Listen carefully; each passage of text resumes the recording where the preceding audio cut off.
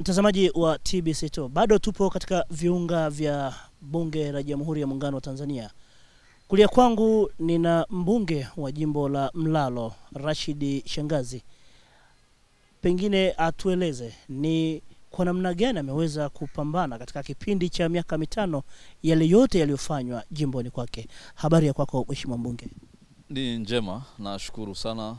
Asante sana TBC2 kwa fursa hii adhimu ya kuweza kutaka kuzungumza nami yale ambayo yamefanyika na yanaakisi ilani ya utekelezaji ya Chama cha Mapinduzi kwa miaka hii mitano kutoka mwaka 2020 hadi mwaka 2025. Kwa ujumla tunaweza tukasema ilani ya uchaguzi katika kila sekta kwenye jimbo la Mlalo imefanyika kwa kiwango cha kupigiwa mfano. Mengi yaliyofanyika yamefanyika zaidi ya 85% kwenda mpaka 90. Na hii ni karibia kwenye sekta zote na nitazitaja kwa uchache. Tukianza na sekta ya afya. Tumeweza kufungua zahanati kwa miaka hii mitano. Tumeweza kufungua zahanati mpya 8, lakini tumeweza kuongeza vituo vya afya 3 kutoka vile 3 tulivyokuwa navyo awali na kufanya sasa tuwe na vituo 6 katika jimbo la Mlalo. Maana yake kwa idadi ya kata tulizokuwa nazo sasa jimbo la Mlalo lina kata 18. Kwa sasa tunaenda kuwa na uwiano wa kata 3 kituo kimoja cha afya. Ni jambo ambalo limerahisisha sana sasa upatikanaji wa huduma za afya msingi kutoka kwenye makazi ya watu mpaka pale anapoipata huduma. Kwa hiyo hilo limetufariji sana. Lakini sambamba na hilo kwenye sekta ya afya tumeendelea kuboresha upatikanaji wa dawa na huduma za kibingwa. Kwa maana kwenye ngazi za zahanati afya msingi, ngazi za kituo cha afya msingi, lakini katika ngazi ya hospitali ya wilaya sasa magonjwa mengi tofauti na ilivyokuwa awali yanatibiwa ndani ya wilaya yetu katika huduma za kibingwa. Sio bingwa bobezi, ni huduma za kibingwa. Kwa hiyo tumepiga hatua kubwa sana. Lakini kipekee sana nimshukuru sana Dr. Samia Suluhu Hassan. Baada ya tatizo la uviko 19 kulikuwa na tatizo la mitambo ya kuzalisha oxygen karibia katika maeneo mengi ya nchi. Kwa kipekee sana kwa niaba ya wananchi wa wilaya nzima ya Lushoto yenye halmashauri 2 ya Lushoto na Bumbuli, tunamshukuru, tunampongeza na tunamuombea dua njema kwa Mwenyezi Mungu aendelee kumpa hekima, busara na maarifa makubwa ya kuendelea kuongoza taifa letu. Ametupatia mtambo wenye thamani ya shilingi bilioni takribani 1 ambao sasa ndio unaozalisha oxygen katika hospitali yetu ya wilaya. Kwa hiyo pamoja kwamba amepunguza masafa ya upatikanaji wa huduma za afya msingi, lakini pia ameboresha mazingira katika hospitali yetu ya wilaya kiasi kwamba sasa huduma za kibingwa zinapatikana kwa urahisi.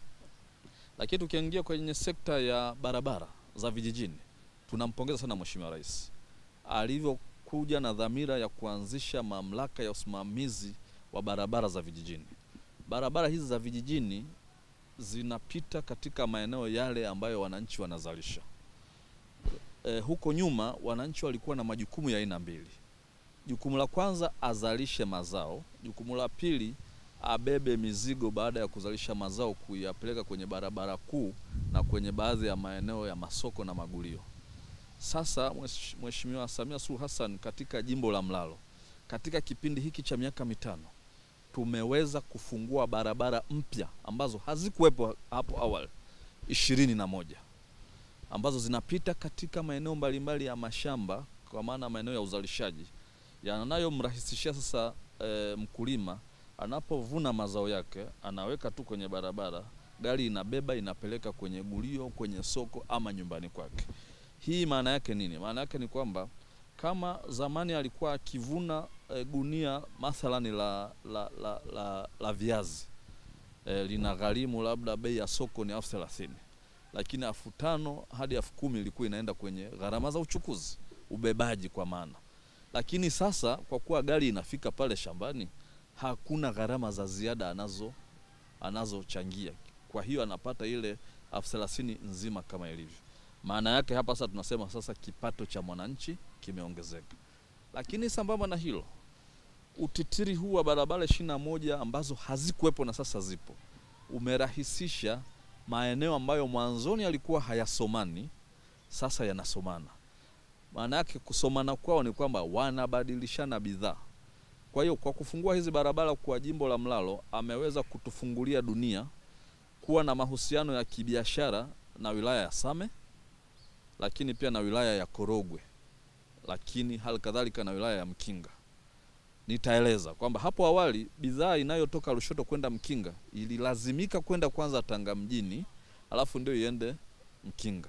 Kwa hiyo ilikuwa inaweza ikapita kwa wachuuzi ama wafanyabiashara wawili watatu ndio ifikie mlaji. Hali kadhalika kwa bidhaa zinazokwenda Kilimanjaro kwa maana ya Same kama ambavyo tumehitaja na Korogwe, zilikuwa zinalazimika kwanza kwenda labda soko la Kilimanjaro, alafu ndio zirudi kwenye maeneo ya wilaya ya Same. Sasa kwa uwepo wa hizi barabara ambazo zinatuunganisha moja kwa moja na haya maeneo, maana yake wananchi wa Mlalo wanafanya biashara na wilaya hizi jirani moja kwa moja bila kupita mahali pengine. Kwa hiyo imeongeza na yenyewe kipato cha mwananchi. Kwa namna gani? Maana yake ni kwamba zamani kama mwananchi alikuwa na uwezo ndani ya wiki moja kwenda magulio mawili, sasa anaongeza idadi ya magulio kutoka mawili hadi matatu au hadi matano. Maana yake ndani ya wiki moja anaweza akawa anapeleka mizigo katika magulio tofauti matano, na maana yake hata kipato chake kinaongezeka. Lakini kubadilishana bidhaa ni jambo la muhimu. Maana yake sasa na sisi tunapata bidhaa za kutoka kule Same, Korogwe na Mkinga ambazo mwanzoni tulikuwa hatuzipati kwa urahisi.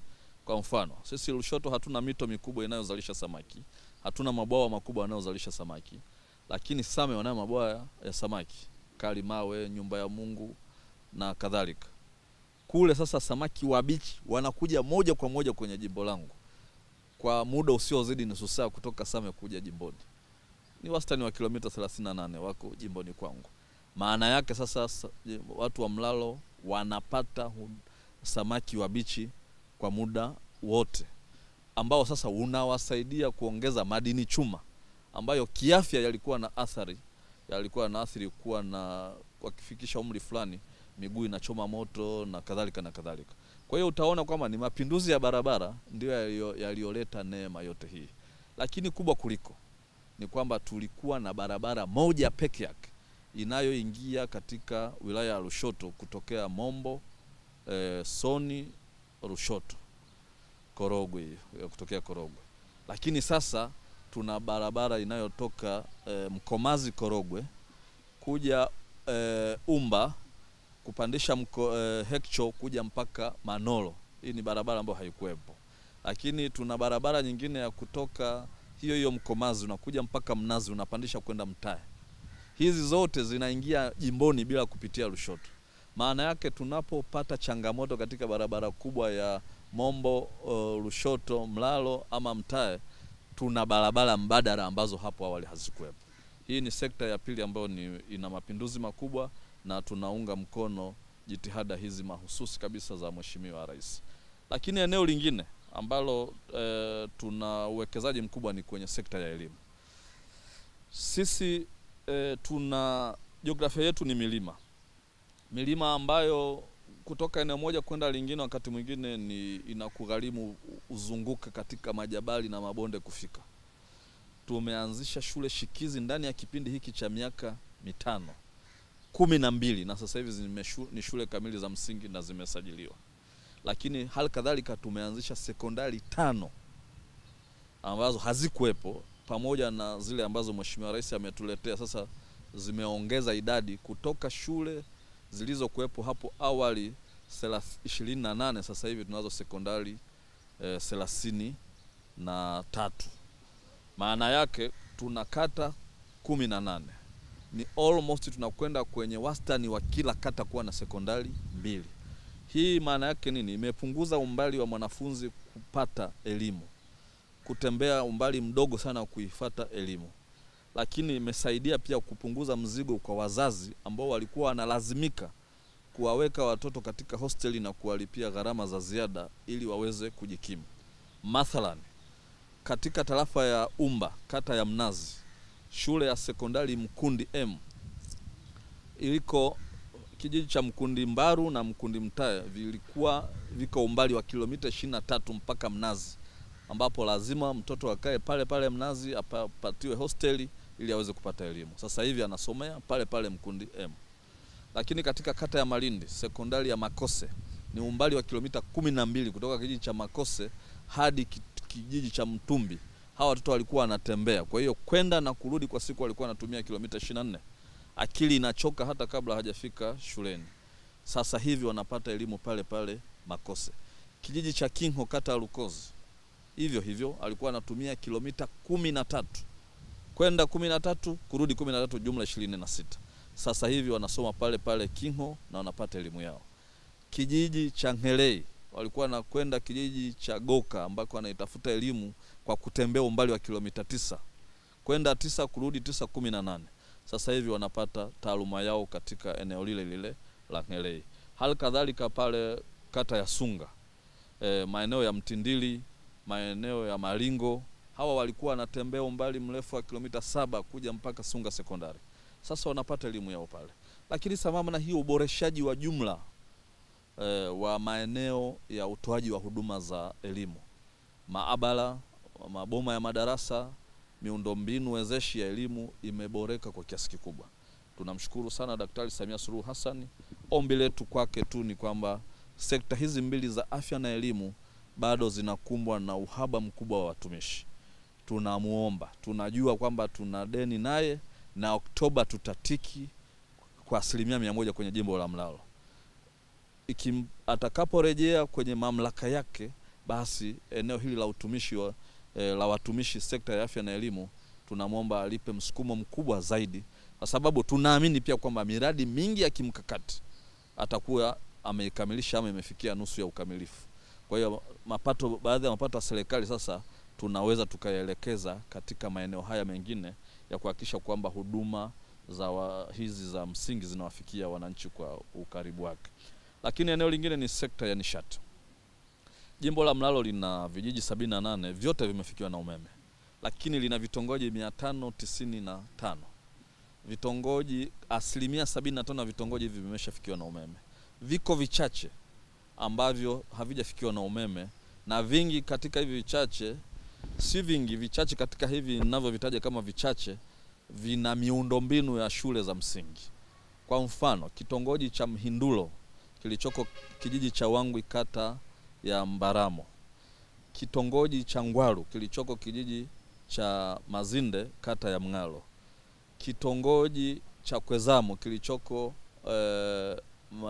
Malingo kata ya Malindi, lakini pia Mtindili shule ya msingi iliyoko hapo Mtindili ambapo ni kijiji cha Makose kata ya Malindi.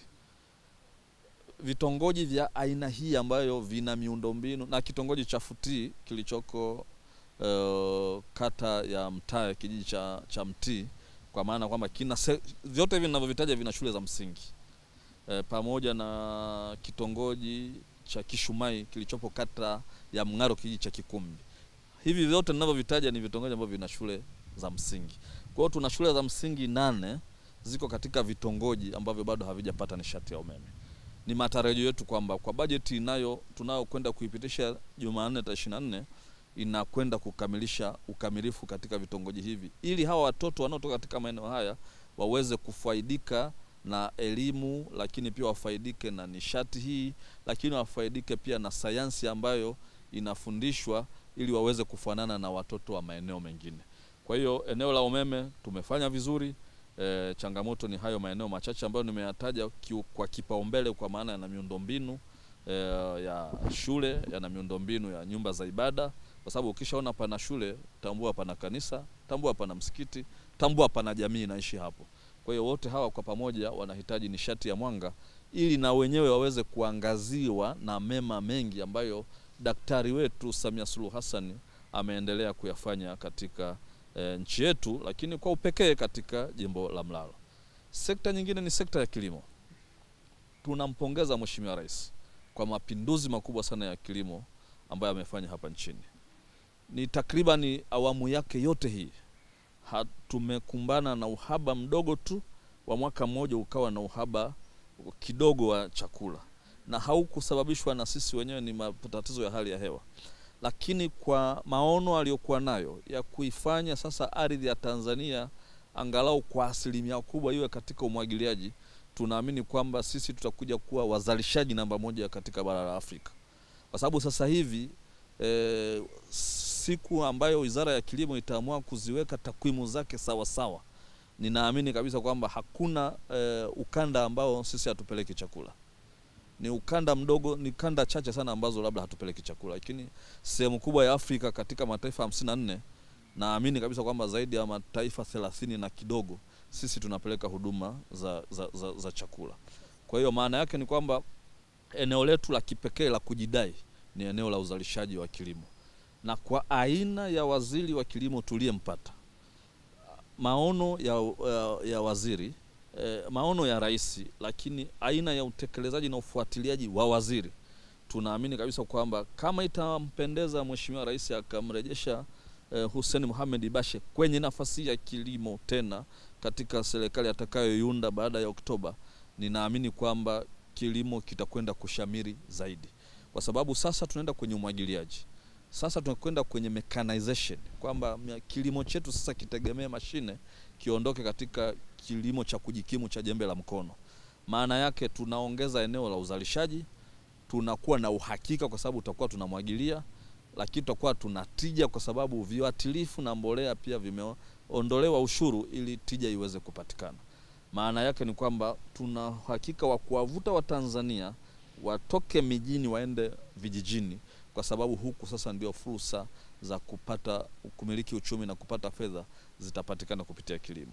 Kwa hiyo nitoe rai kwa Watanzania na haswa wana jimbo la Mlalo kwamba mambo yanayokuja kwenye sekta ya kilimo ni ya kufurahisha. Skimu zetu zote za umwagiliaji tunazitambua: Kitivo, kwa Mgiriti, Kitwani, Mwenzae, Lunguza, Kivingo, kwa Mkwazu pale Mnazi na nyingine mpya tutakazozianzisha, na kule Hambalawe Lukozi, na kule Shundai Mngaro, Mwangoi, na kule Hambalawe Mlalo, na pamoja na kwa Mshasha. Mifereji yote hii ya asili inakwenda kufanywa maboresho makubwa ili watu waongeze eneo hili la uzalishaji wa kilimo na tuweze kunufaika. Nitoe rai kwa Mheshimiwa Waziri mwenye dhamana. Tunajua tunaanzisha mechanization center, lakini jimbo la Mlalo na wilaya ya Lushoto kwa ujumla, maeneo mengi yako milimani ambako huwezi ukalima kwa trekta wala kwa pawatila. Basi ni vyema wananchi hawa nao tukawatafutia namna ya kusapoti kilimo chao cha mboga mboga, ili na wenyewe waingie katika mfumo wa ruzuku. Mbegu, viuatilifu na madawa visaidie katika kuwapatia ruzuku, ili na wenyewe wapate huu mchango wa ruzuku ya serikali, kwa sababu jiografia yao ndio inaowahukumu. Si kwamba wasingependa kulima kwa trekta, lakini trekta haiwezi kupanda mlima, sio nyani ndio inapanda mlima. Kwa hiyo nitoe rai kwake kwamba ni sera ya nchi ndio tunakubali, lakini iwe inatizama eneo mahususi la uzalishaji wa mboga mboga. Na ninaposema mboga mboga ni Lushoto peke yake ambayo ina uwezo wa kuzalisha mboga kwa msimu mzima wa mwaka. Hakuna chips bila kachumbari, hakuna main dish bila saladi, kachumbari, vyote vinatoka Lushoto kwa asilimia, kwa upatikanaji wa mwaka mzima. Kwa hiyo ni vizuri wakulima hawa tukawatizama kwa jicho hili la upekee, na sisi kama halmashauri ya Lushoto tutaliandika kama andiko letu mahususi kuona namna ya kuboresha kilimo. Tena kilimo chetu si ni kilimo hai, tunatumia samadi, tunapunguza kwa kadri tunavyoweza matumizi makubwa ya mbolea za kemikali ili tuweze kuwa na ardhi ambayo ni sustainable, ni endelevu. Lakini pia sisi ni wakulima wa viungo. Tunalima viungo, tangawizi, tunalima pilipili manga, abdalasini, tunalima karafuu, viungo vyote tunalima. Kwa hiyo tunashukuru kwa kuna mchango mkubwa wa serikali katika kuboresha zao la tangawizi, lakini tunaomba sasa na haya mazao mengine ya viungo pia yapate msukumo ili bidii, juhudi za wananchi ziweze kuzaa matunda, kwa sababu Mwenyezi Mungu ameiumba dunia, lakini kila mahali amepaumba na amepabariki kwa namna yake. Kwa hiyo tutumie zile baraka za Mungu katika maeneo fulani kuhakikisha kwamba mkono wa Daktari Samia Suluhu Hassan unawafikia Watanzania wote. Eneo lingine ambalo ningependa kulisemea kwa kina kabisa ni eneo la maji. Sisi kwenye halmashauri ya Lushoto, asilimia jiografia yetu imezungukwa na milima, mabonde, majabari. Si rahisi sana kupata mradi mkubwa mmoja unaoenda kuondoa tatizo. Kwa hiyo ni muhimu kwamba tutaendelea kujenga miradi kwa kupata miradi midogo midogo inayokwenda kutibu tatizo eneo. Kwa hiyo niwaombe sana wizara inayohusika na maji. Tutawaomba baada ya michakato hii tufanye ziara ya physical visit kwenye jimbo la Mlalo, jimbo hata na Lushoto na Bumbuli kwa ujumla wake, kwa sababu wote tunachangia ushoroba wa aina moja, kwamba kule tunahitaji miradi midogo midogo ambayo inakwenda kutatua matatizo kwa mujibu wa population distribution ilivyo. Hatuna mito mikubwa, lakini pia hata kama tungekuwa nayo kwa aina ya milima huwezi ukafikisha maji kutoka eneo moja kwa urahisi zaidi. Kwa hiyo ni lazima tuwe na mpango wa miradi midogo ya kutatua tatizo kwa eneo, lakini pia tuingizwe katika mfumo huu wa maji kwenye kila kijiji, kwa maana ya kuchimbiwa visima virefu ambavyo sasa itakuwa kwa ajili ya shughuli za kilimo, lakini pia kwa ajili ya shughuli za maji kwa matumizi ya majumbani. Hili nalisema hivi kwa sababu sisi tunajitahidi kutunza vyanzo.